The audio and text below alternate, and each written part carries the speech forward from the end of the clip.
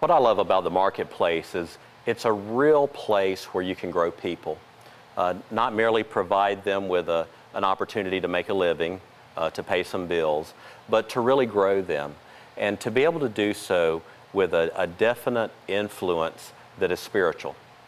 And some people are probably scared of that. You know, they think they've got to somehow keep their faith and their work separate. But nowhere will you find that in the Bible. A key turning point in my life was when I realized that God wanted me to minister in an environment that I never considered a place of ministry for me. And that was running a retread plant, retreading truck tires, and that was at one point hilarious and at another point incredibly disappointing. Within a couple of months, one of the partners came to me and said, hey, the manager's going to retire. We would like you to take over as manager. Really wasn't something, truthfully, I wanted to do, but I needed to make more money, so I said, sure, you know, I'll do that. And realizing that that transition was going to take place over about 6 months, I began to think about, you know, other places I had managed and what was the challenges there and why did some things work and other things not work. And I remember managing restaurants or managing grocery stores or retail environments. I always thought if I could have an employee who was on my side and an advocate for what I was saying, what a great thing that would be. And so I decided to purposefully become that person. I was still just an hourly employee. And I said, you know what, I'm going to work on this side to help people in our organization understand what we're trying to accomplish. And that worked out really well. Unfortunately for me, it worked out so well, the plant manager decided things are going really good now, I think I won't retire after all. And so I remember thinking, God, I was so sure you wanted me to help out this situation so that when I was leader, I could really capitalize on it. And instead, I did all of this work for someone else. I learned an important lesson at that point, which was doing things for people because you want the best for them rather than appearing to do things for people because it's really going to be the best thing for you.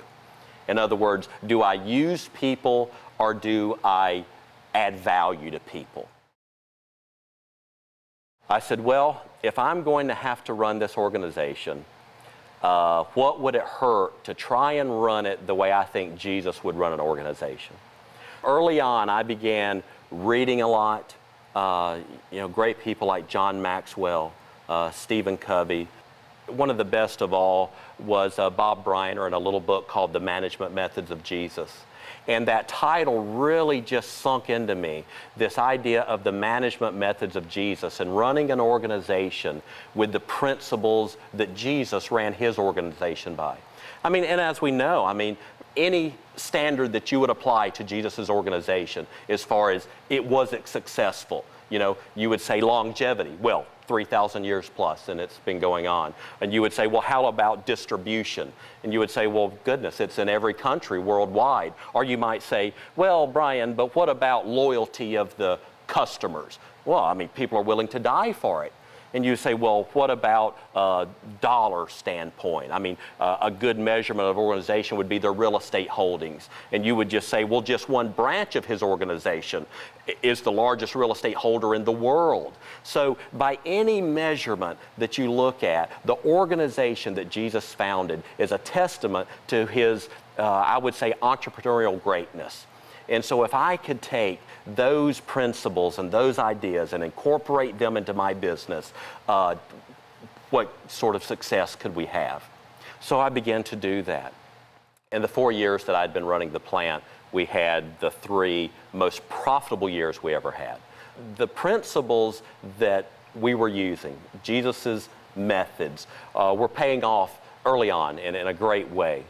The biggest challenge for an organization is finding and keeping good people. That really speaks to the health of an organization.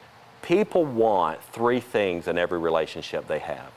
They want to be respected. If I can communicate to someone that I respect them, then our relationship has a good chance. They want to be valued. And then lastly, they want to be appreciated. If we can communicate to them that I respect you, I value you, I appreciate you, that is going to build a thriving, strong relationship. When we want to communicate to people that we respect them, there's really nothing more we can do, more important to them, more telling to them, is simply to listen to them. And not just to listen to them when they come to talk to us, but to approach them and give them opportunity, to ask their opinion. And then once asking their opinion, to be quiet and actually listen to it. That's the number one thing you can do to let someone know that you respect them. But if I want to show someone I value them, it's beyond listening. I need to tell them. I need to articulate to them. You know what? This is the unique contribution you make to the success of our organization, and without you, we couldn't achieve blank. And to let them know that and communicate that to them verbally. But to show them that we appreciate them is even a step beyond that. We don't merely listen to them and affirm them verbally, but then we go that next step where we get to know them well enough that we find out the special thing, and it may be a very small thing, but the special thing that if we do this, you actually have to do something at this point. Do something for them.